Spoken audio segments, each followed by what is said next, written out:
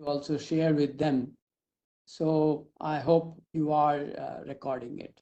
So again, very warm welcome. And as you know, 2020, I believe Consultant Network Affinity Group in Bangalore section formally was created, but there have been piecemeal work here and there. So this year we kind of got together and we said, let's revive, let's bring in all the good stuff that we could do for future. So we took inputs, and 15th of March, we kind of had an all members meeting, treat like an AGM, and then ratified the execom. So with 12 members, we started since then.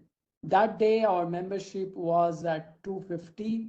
And when I look recently, it was 350 plus. So I think 100 more members have joined by virtue of our activities and promotions in short times. I think we are even promoting more, so that we are now second largest worldwide with 350 members. Very soon, with 15-20 more members, we'll get to the top. The things that we discussed is, and I have put it in my LinkedIn, if you have not seen, you can also see that I announced the webinar series that we have planned, Effective Consulting Series. And the 25th April, we had from Dr. Lakshmi on IPR consulting. And today, Dr. Javed, with his all experience and as an education consultant from the company, as well as at the personal level, is going to present on higher education institutes and effective consulting. So thanks to both of them for agreeing and spearheading these webinar series. As a charter, we have kept 3 more buckets, important buckets, but let me talk about 5 things that we would like to achieve. First of all, I think, what are the consultant roles, do's and don'ts, opportunities and challenges, the governance rules? I think it's very important that we delve into it so that whoever are performing consultant roles, they are more and more familiar with these nuances of being a consultant. Number 2, we said the technology as well as business, like managerial, techno-managerial consulting for industry verticals. And there are many verticals, as we know, and some of us are playing. For example, I'm into the telecom or semicon consulting. Similarly, there are other people who would be doing it. So you need to know the domain of that business, and then obviously, what would you like to provide as consultancy? The third thing, which is again theme for tonight, is consulting efficacy for higher educational institutes. So we can provide, and I think all our educational institutes, they are going from affiliated college to autonomous. Some are becoming universities. NIRF ranking needs to grow up. So there are many, very many things, from admin to higher level research, all kinds of consulting that are possible from outside to improve our educational institute level. Similarly, I think the faculties and researchers, this is a topic we have not addressed yet, but we would intend to do. And those who are joining today, I'd like to invite, please put in the chat, connect with us. Faculties and researchers providing consultancy to industry, right? Through the projects and other things. So this we would love to grow. And the 5th is specialized consulting, whether it is how do you form a startup company, or how do you protect your intellectual property, how do you file taxes as corporates, all of these things would be also discussed. So I think these are our charters. Journey has been short, so not too much to say. But one thing I want to end with is that 23rd July, IEEE president will be here in Bangalore, and we plan to meet. He has kindly given a slot. So those who would love to join, it's in the morning. You can drop a note. It's a mini consultant network forum charter to discuss with them. And US has been very much doing this consulting, and particularly Tom Coughlin, who is our president, has a Coughlin Associates as a consulting. So it's a little chit chat to understand how in other countries things are happening and how we can take things forward. So with that note, I would stop here and hand it over to the organizers so that we can listen to what Dr. Javed has to say on effective consulting on higher educational institute. Thank you. All the best.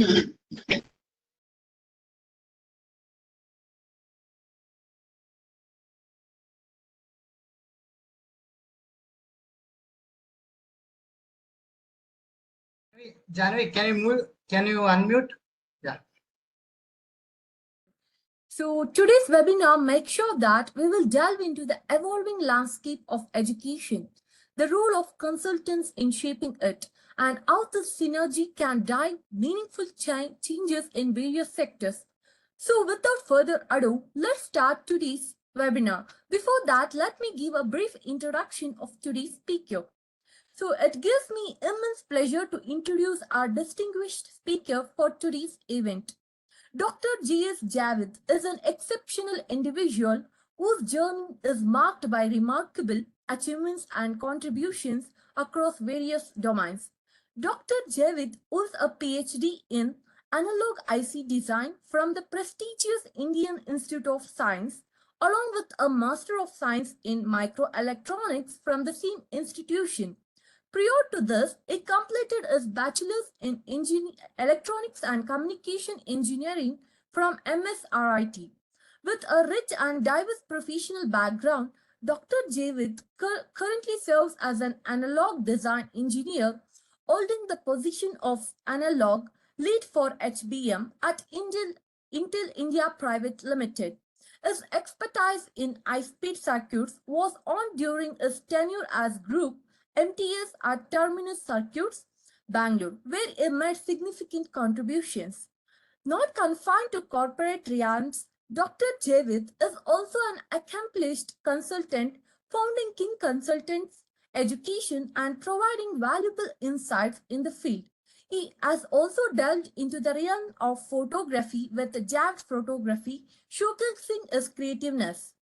In the realm of academia, Dr. Javis' contributions are equally notable.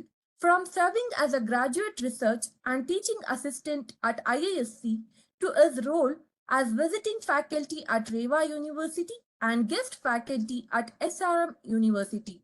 His passion for education shines through. He has also shared his knowledge through various courses and platforms, including Udemy. Dr. Javid's accomplishments have been recognized through numerous awards both within and outside the industry. Notably, he has received accolades at Intel, represented Karnataka State in Handball National Games, and been a recipient of prestigious fellowships from MHRD, Government of India. Furthermore, his affiliations with professional bodies like IEEE, where he is a senior member and an inductee of HKN, underscore his commitment to excellence in his field.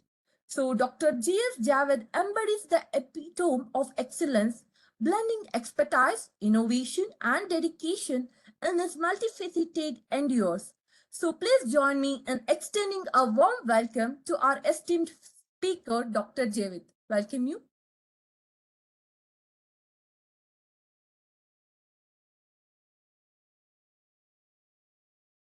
Can you unmute? Javi sir. Yeah.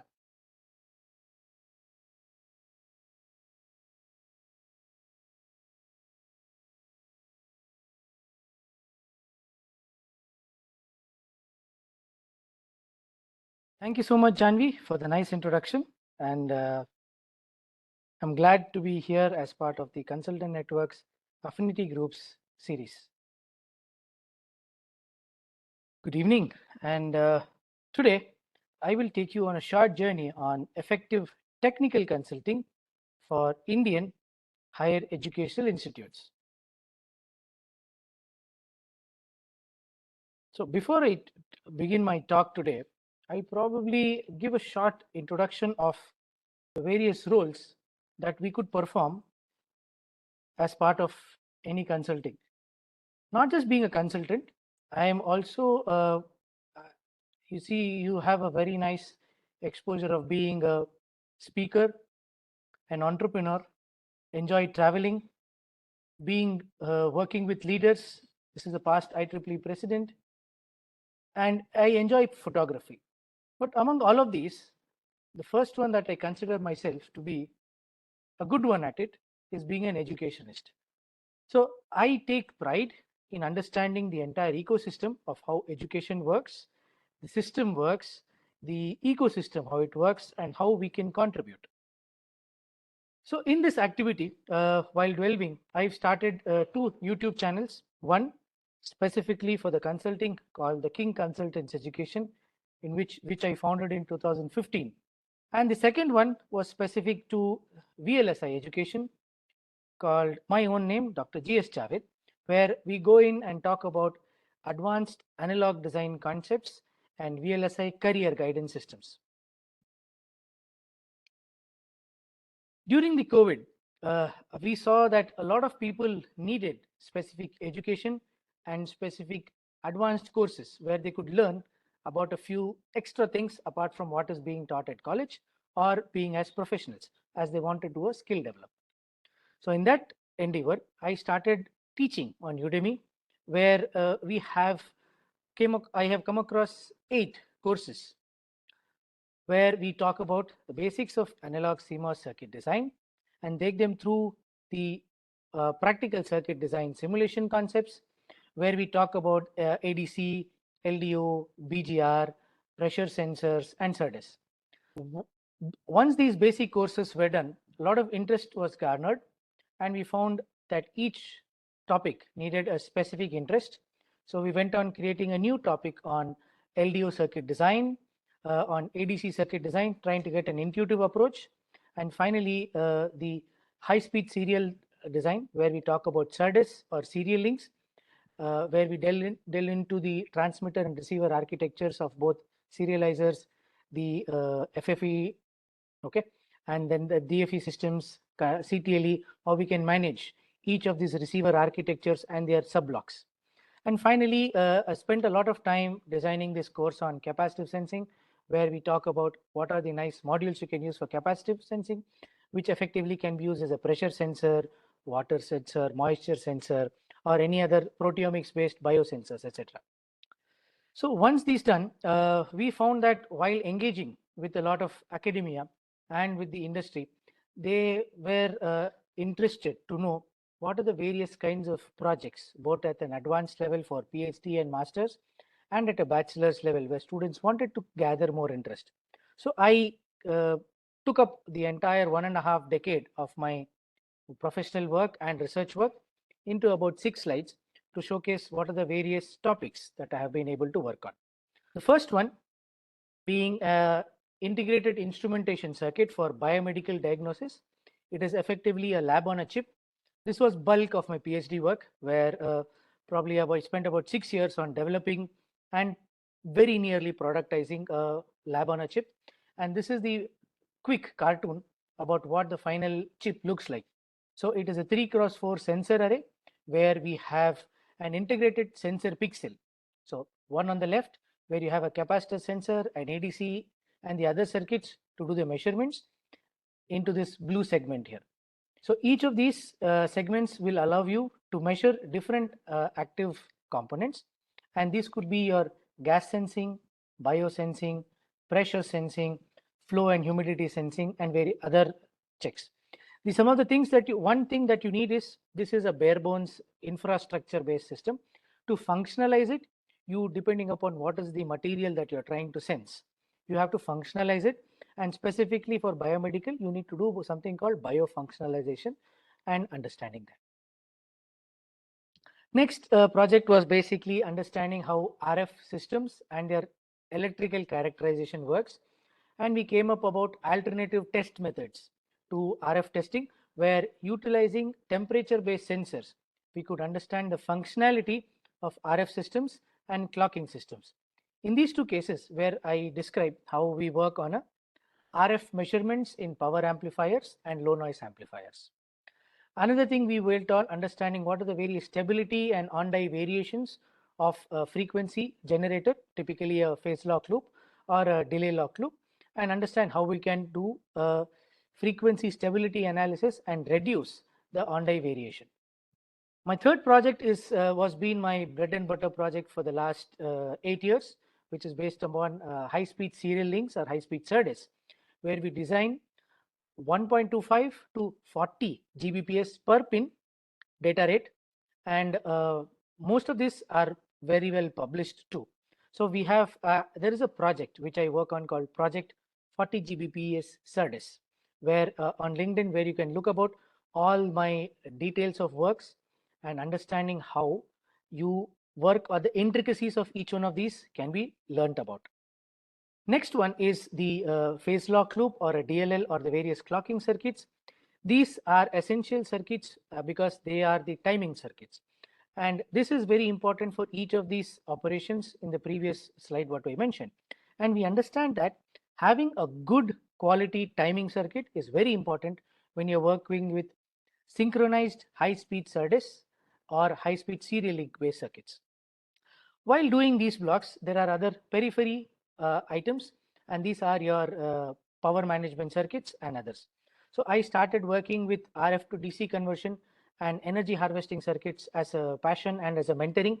And in this particular case, I have been able to mentor close to 6 people who did their master's and bachelor's projects, and each one of them have been able to successfully publish papers as part of that mentorship program. And here I have probably seen, I have mentioned about 4 of them, right from 2015 to 2020, about 4 of them have published. And this shows that there are actionable results when you work with me and when you do with that. So this is one thing. Last one. So the last project which I kind of work is kind of on the social relevance, and I found out that IoT and baking products in agriculture has a lot of impact in the Indian subcontinent and the Indian perspective. And if you see, we came across drones as an effective means of doing a lot more activity. So when you looked at these two combinations, we worked and understood how farming surveys could be taken, banking support can be provided for as doing a risk assessment using drones. Then we had precision farming, storage and granary, basically post harvest based solutions where wastage in the granary can be reduced and more of them can be utilized. Typically, we know that 10 to 15% of the crop that is held or the grains that are held in granary get lost due to various natural elements like the rodents or the weather or rains. How can we avoid that? And if you say 15% of the entire granary count in the world or in the country is very huge, you could support few extra straits with that in our PDS program. So with these kind of things that I worked on, with this total understanding of how we do projects and how we understand the consulting world, I started engaging with the engineering colleges of South India. So what I did was I found this nice unique problem and I thought we could solve that. There is a disconnect and there is a lacuna. So I started King Consultants Education in 2015 and it has been going strong till about 2020, 2021. There's a short break that I've taken in the last couple of years to focus on my full-time career. So in the meantime, what we used to do in the last 8-9 years is we have created multiple training programs on design thinking, experiential learning, and creative problem solving on one side, and core technical topics based upon the various MOOC courses I've designed or my entire technical study we have come across. And we have been able to deliver over 75 invited plenary talks, workshops, and technical seminars. So this is basically a kind where you can contribute your technical knowledge to the technical institutes, higher educational institutes, where you are not just consulting with them, but you're also sharing your knowledge. So overall, I have been able to cover close to 7,500 engineering students in the last 8 years and worked with close to 20 plus institutes in Karnataka and a few in Kerala, Tamil Nadu, and Telangana. So just to give you a few glimpses of how and what we could do, we Technical consulting for education institutes where I have dealt with are primarily in these a few areas where we have worked on skill development, where we are doing training, competence development, creating learning modules, really short, bite-sized learning modules so people learn quicker and faster. Overall knowledge sharing as part of the internship programs across various technical societies of IEEE and personally, and creating advanced training modules, so leading up to courses on Udemy. Now, for example, for these advanced training modules, I created a hierarchy of courses where, depending upon each one of them, you start with the basic, then you build your knowledge base, then understanding in the level 3, look at individual blocks. And after you understand the individual blocks, you work at building sub-modules. And after you build sub-modules, how to use them to build larger subsystems. We have not gone to the full system because the larger subsystem itself are significant. So over the period of time, we have done a lot of boot camps, a lot of technical programs, entrepreneurship and innovation startup programs. And most prominent of these have been my design thinking workshops, where we are able to discuss at various educational institutes and understanding how design thinking can be brought into mainstream education as well as mainstream technical companies, where you work with fresh design engineers or as managers. How can managers get into the creative process as part of it? Frankly, I have now been able to offer these courses even as part of my training programs at Intel too. So as a being an instructor. So very recently, I was the chair of IEEE TEMS Bangalore chapter, where these could be further taken across. So now this is for all the people attending. How could you reach out to me? We can work as an adjunct or a visiting faculty for analog design, mentor or guide or support research faculty, work on certain design consulting projects, especially if you're writing for the central government funding agencies. How do you write the IoT projects and work on grant consulting? Mentor MTech and PhD students over the past couple of years. A lot of them have been coming through. Offer modules of remote internships for starting with 3 weeks to 6 weeks to 3 months for the bachelor's and master's students, and how your academic institutions can work with and work on the various social projects for students. Okay, so in the last 15 minutes of this talk, I have taken you through to the journey, what I have been doing and what I have understood and contributed to this ecosystem and this space. Now, before I go to the next question, I would like to ask a question for people who are all on this link, and by either typing in the chat box or showing your thumbs up or thumbs down or any signal, tell me, according to you, what has been your understanding of educational consulting, or what do you think is the common perception of educational consulting?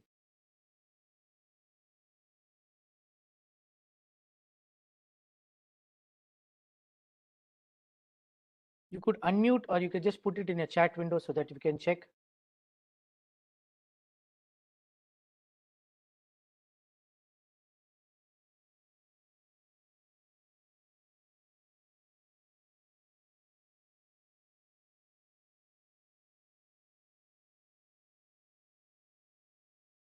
Anybody?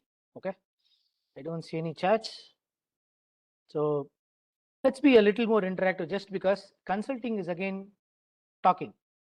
So if you want to be an active consultant, you should be able to speak up and offer your suggestions. Okay, let's go through, since I do not see a lot of comments from people's side.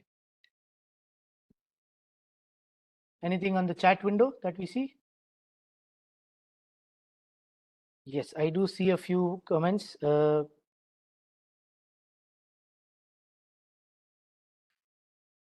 Educational consulting typically refers to a service or a profession where individuals or organizations provides advice, guidance, and support related to educational matters. Thank you, Professor Devendra. That's a very nice point. Dr. Prasuna says, developing a customized product according to the requirements. Dr. Day says, improving institutional ranking or the NIRF rankings here.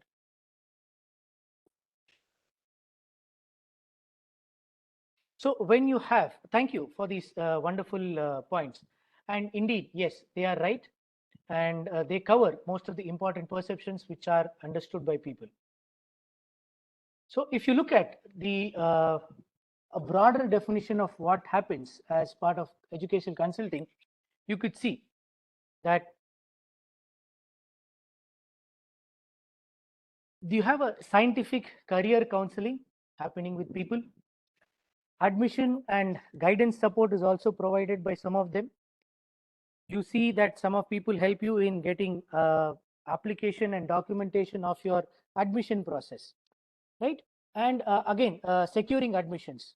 So these are probably the most common services that educational consultancies are providing. And these are basically with regarding how do you understand educational consulting is securing an admission in a college or securing admission abroad. So these are one kind of consulting that we work on. Now, apart from these you would be looking at technical consulting. So what are technical consultants doing there? So what you have to understand that along with doing technical, the first thing you need to do as a consultant is understand what is the talent of the candidate, of the institute, and the organization that you're working on. So when you're working with a candidate, which is like a B2C model or direct to a customer, you are looking at understanding what are the important features that a candidate has or a student has. You try to go through an exercise which is called map your talent to understand what are the things that you can take forward. For example, a student could be a very good speaker, should be a great diamond and interesting painter, but he or she may not be a good singer. He or she may not be good in witty. So in this case, once you try and map what they are good at and then take it forward, corresponding to what is their talent, corresponding to what is their ability, corresponding to what is their inherent knowledge that you go through or inherent behavior, and how you take it forward. So this is one thing that you definitely work on a map your talent kind of a scenario. Next, what do you do in educational consulting is you do a very interesting analysis which is called a psychometric analysis. So what does psychometric mean? Could anybody give a quick chat in box? Can you just me what do you mean by psychometric?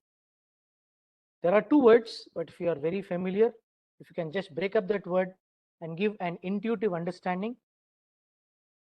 If you see, if let's hear from anybody on the bridge or is attending the program.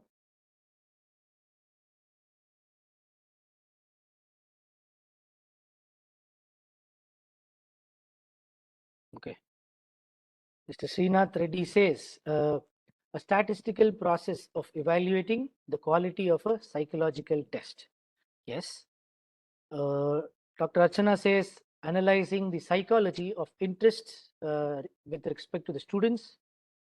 Dr. Day says, personality traits. Personality trait is a very generic, but yes, understands. Any other inputs from people?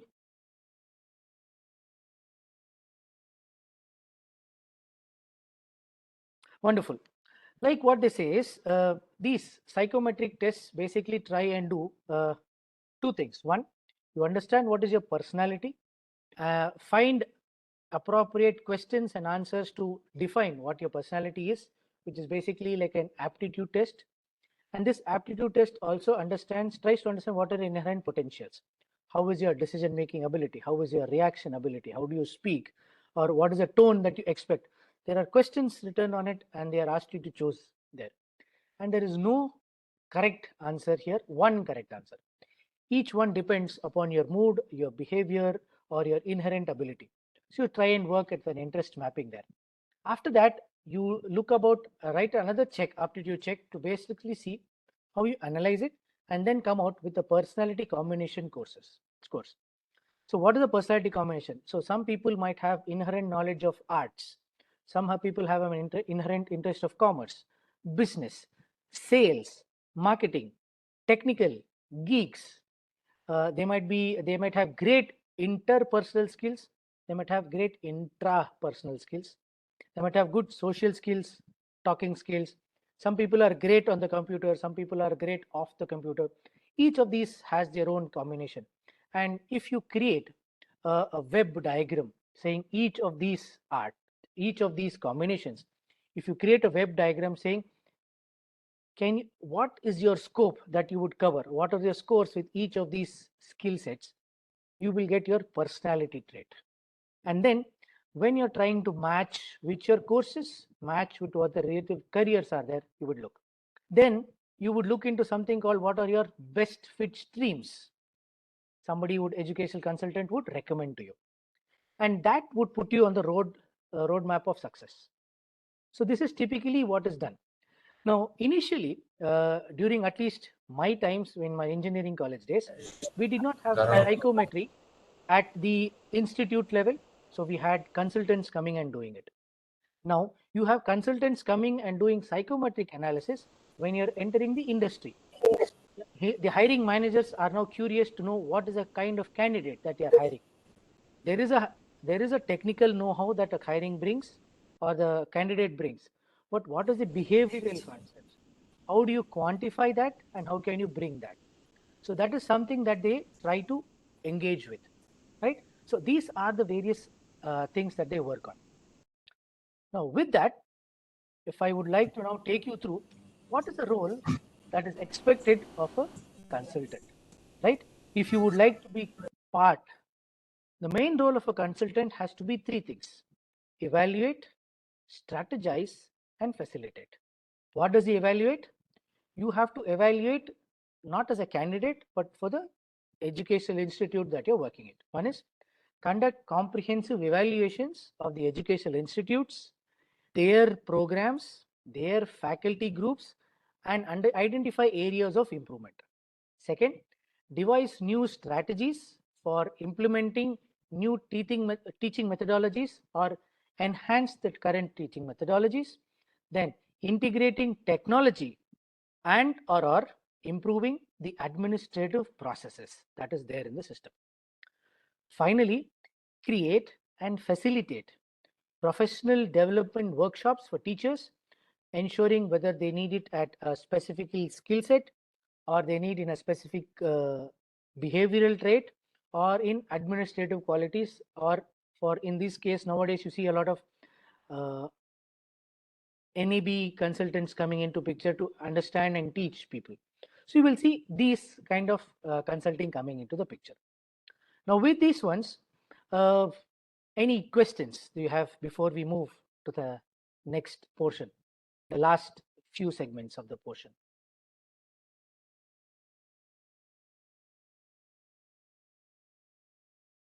So if you're active and you're able to listen, can I get a thumbs up in the chat message just to see how many people are active? I would really like to see a lot more thumbs ups coming in. Yes, one, just one. Oh, great. Nice. It's nice that people are definitely paying some attention to the talk. Now, going forward, I would like now to talk about the main reason for having this talk. What are the opportunities that technical people as us have the opportunities of doing technical consulting for higher educational institutes? So what are the opportunities that you could do? First, understand that you are in a digital India. And there are four main streams that the world or the educational institutes are looking at. First, creating an digital education system, then online testing and assessment services, creating educational infrastructure services, and educational procurement services. You see, each one of these is a service. but each one of them definitely needs technical advisors, system advisors, developers, and we do have a lot of people in this talk, especially taking, for example, you might see a few people who are consultants in the company after they have retired, or they have taken an early retirement to say, I would like to spend more time to give back to society. There might be some principals in this session or some very senior faculty members. Each one of them would resonate with that. These are the 4 things that each educational institution is trending towards and ensuring that they are having one of the other. Now, when you look at the first pillar, which is the digital education system, the request is coming from digital classrooms, having more interactive classrooms. When you're working in an university system, it has been all manual in the last 2 decades. Last 1 decade, there have been a lot of digitization of systems. But now you need digital university management systems where you understand the entire system. And now we are seeing a lot of universities coming to the picture. And the number of universities in India has hit, say, a 5-digit or a 6-digit number. And you definitely need help there. Creating and developing secured network solutions and ensuring that you have a Wi-Fi enabled campus so that each student who uses the concept of BYOD, which is bring your own device, is still able to connect seamlessly to your networking system without having any security breaches. Then understanding what are ICT labs, integrated communication technology lab or computer technology labs, where you have computers speaking with technology, speaking with software and hardware and firmware, all of these coming into an effective learning scheme. Then there's digitization of records. It is one of the earliest, very early applications of digitization that we have seen. First have that. Then build with futures of classrooms. Understand how you can have virtual classrooms, which have become extremely essential. And me, during my teaching, which had happened at while I was either teaching the SRM University or taking some of the classes at Indian Institute of Science for the Department of ESE, or going as an invited speaker at some of these colleges, specifically at NIT Meghalaya, or you would see at IST Trivandrum. When you do these classes, how do you enhance and keep a very good virtual classroom environment and keep it engaging with the students? Later, now online admission systems have been gathering a lot of things. Recently, for the example, we have not heard many news of parents standing in long queues very early in the morning to get an application form for the students in schools. 5 to 10 years back, we have seen, at least in Bangalore, if you in the month of November, December, all the way till April, admission queues used to be long, starting at very early in the morning and waiting for people. We have seen parents standing like that. In the last couple of years, and more predominantly after 2020, we have seen not many such queues. That is because people have taken an very strong steps to understand that online admission systems will help. The thing is, the ability to scale the system is huge, because you can use this as for universities, colleges, schools, everywhere. And it is a very nice service that can be provided. And finally, look at educational management information systems, understanding all of these digital records and systems, how you can work with that. So this is one place where technology can definitely be helped. Later, if you go delve deeper into what are these management information systems, you would look at online registration and admissions. CET, Common Interest Test for Karnataka, which was there, used to be offline, where people used to go in person, physically get their admissions done manually with somebody entering the data system into the machine there. Talking about, say, early 2000s till 2010. In 2020s later, we have seen people getting putting up their options in CET, putting the top 5 or 6 choices and do it, right? So they will have such questions. Next, we also have seen student attendance and life cycle management. So you just have a biometric kind of attendance or RFID based attendance, and monthly reports going out to the parents of the ward studying. Then there is digitalization of the data, then understanding what are the various timetables and class schedules and electronic forms and library book management. Check-in, check-out systems are all now digital. Payroll, financial, accounting, and inventory, HR. These have been the core at, say, even in the past 2 decades in the industry, but now they have become day in, day out activities here. Then there is communication to electronic media, social media, electronic media, everything has gone in. So websites, developing very good websites, developing very good apps, you can say. For example, if you now look at some of the students studying, you would have heard about, if you have students in the primary school or a secondary education system, you would see apps like YOLO, YOLO, YOLO coming into a picture, where teachers are able to send out homework, send out announcements, send out assignments to the students, and you do not have the direct. So anybody having this app with having a registry in the backend gets all this information and data. And then along with all of these, in the backend, you have a lot of security system and backend handling. One of the greatest things that I have found, that once you have transitioned to an online system, has been with alumni engagement. Especially when I saw at my alumni alma mater, Indian Institute of Science, a new department came up, called OCCAP, OCCAP, and the alumni cell.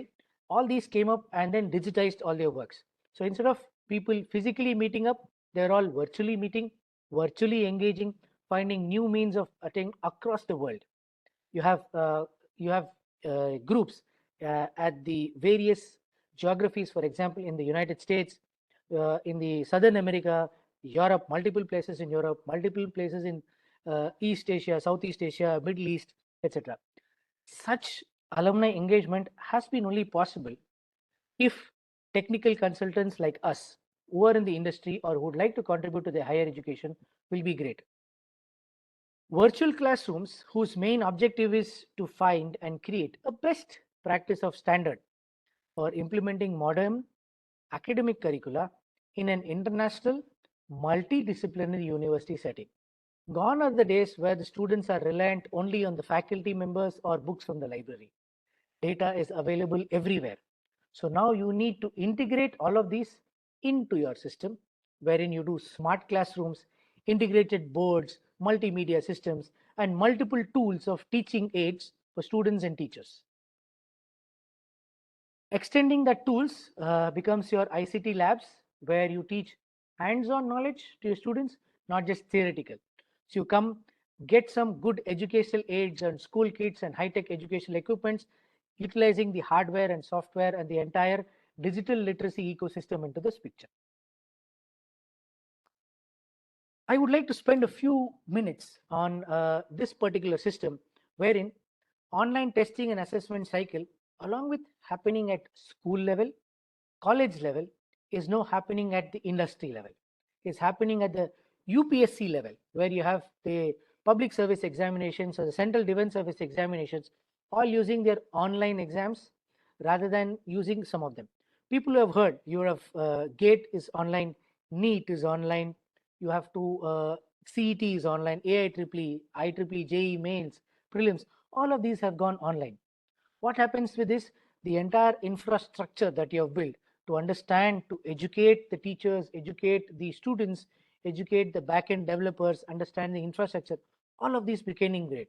And the advantage of having digital knowledge is you are able to retain data, or the effectiveness of the data or the consolidation of data in such a way that you are able to learn from data year on year, and that year on year learning will give you a lot of feedback, a lot of strategies that you can develop to target good usage, reduce abuse in the system, create security at the system, etc. You will have really good response systems, query managements, and easy to handle data. And if you look at this, at some of the cities where you have over 1.5 lakh candidates, example, writing the NEET exam, which just happened last Sunday on 5th of May, or happening, or shortly is going to happen in the form of CET across, you would see it's really a positive move towards digital India. Great manpower utilization. You can ask the machines to do more of the work and just use manpower to observe or supervise the machines. Really cost-effective solutions, highly scalable on pan-India level. You have a lot of rationalization, confidentiality, and transparency efforts. Like you have a time to market, you have a very shorter timelines that you can deliver these results. Most of them are system bound and system related, reduced manual intervention, And I wouldn't say they're environmentally friendly, but they are definitely supporting that the environment you are able to use in the case of reducing the dependence on the volume of papers or the weight of papers that are needed. So with this, I would probably come to the last few slides of my talk, wherein you will be surprised with one information which I'm going to give. What is that surprise? There is actually a public sector company started in 1981 from Government of India called EDSIL, Educational Consultants India Limited, which is a public sector undertaking under the Ministry of Education. And it is considered as a mini Ratna category 1 company. Now, I would like you all to respond in the chat window to tell me how many people attending this or even there in the put in the comment section, how many knew that such a company existed. Can I hear somebody give some feedback? How many of you knew that a public sector company, not just a private company, a really public sector company is nearly completing 45 years of its existence, started in 1981. Right? Now, if you go and read about EDSIL, you will be surprised. And if you look at it, look at the various contributions that they have done. These are the amount of massive value addition that they have provided as their service as a public sector company. This is taken from their CMD's message, where they have been helping in business development, where they really have a clientele of 100 plus public sector units, government, and various other labs that are present. Next, they have helped in creating government guidelines, R&R, public PSU practices, and legal aspects, and understanding with how you can set up examinations, pre-examination activity, during examination activity, and post-examination activity. For example, various recruitment notices can be sent. If you remember, DRDO labs, ISRO labs, the railway recruitment boards, the banking services examinations, all of these bring out the recruitment things, railways, teachers, government teachers, private teachers, everybody. Now they have to do, how do you draft the advertisements to the clients? You can give them the standards. They have been able to create the content of all online portals, create syllabus assistance, also maintain what is the final data finalization, how do you have admit cards, how do you generate them, how do you download and make them easier. Later, they have been able to create how do you plan the examination at scale, what is the infrastructure needed, what is the briefing needing to the clients and officials, understanding what is the facilitation importance that needs to be happening. How do you have a central command center which monitors all of it and works? Deployment. And after you do the examination, how do you understand and integrate all this information?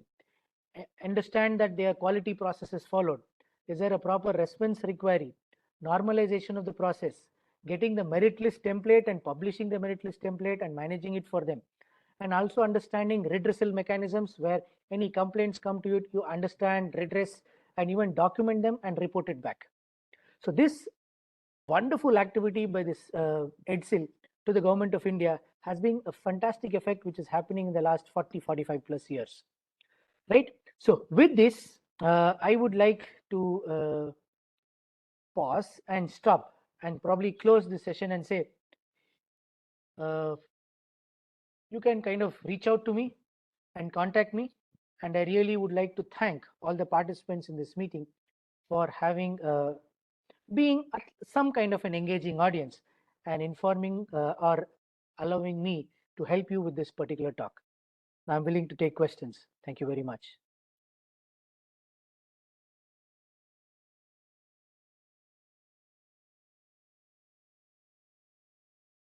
I would like to request all participants, can you post any questions in the chat box so we can address?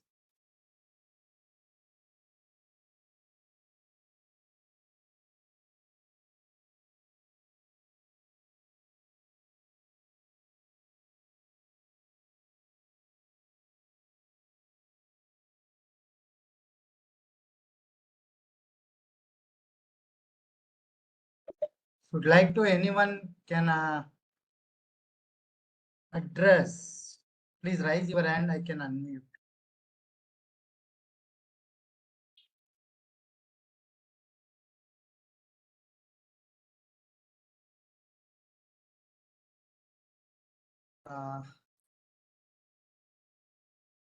Yeah, I think Javid, I think there is a no questions.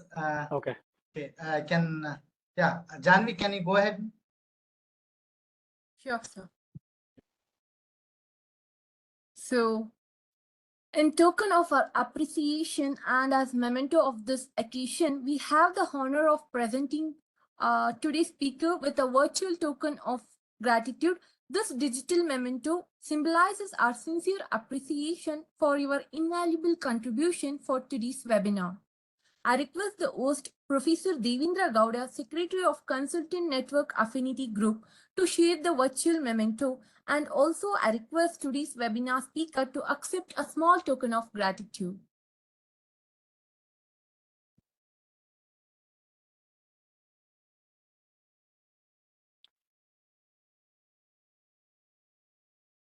Thank you so much. It's a very personalized one. I appreciate this virtual one. Really nice.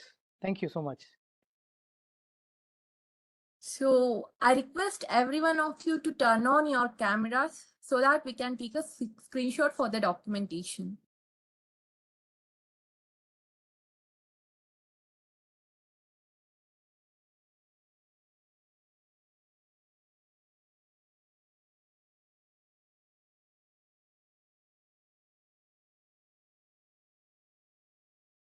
Like to request possible. Yeah, those are possible. Please turn on your videos.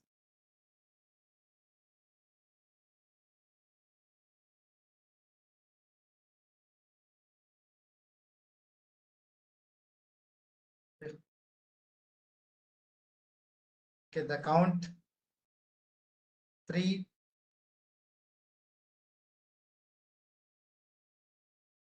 2, yeah, 1. Thank you. Thank you, everyone. So as we draw this insightful webinar on the topic to a close, I extend my sincere gratitude to every one of you who joined us today. I would like to express my deepest appreciation to our esteemed speaker, Dr. Javid GS, whose expertise and passion illuminated our discussion and provided an invaluable insights. Thank you, one and all. Thank you. Good night. Thank you. Great, Javed. Thank you. Thank you, everyone.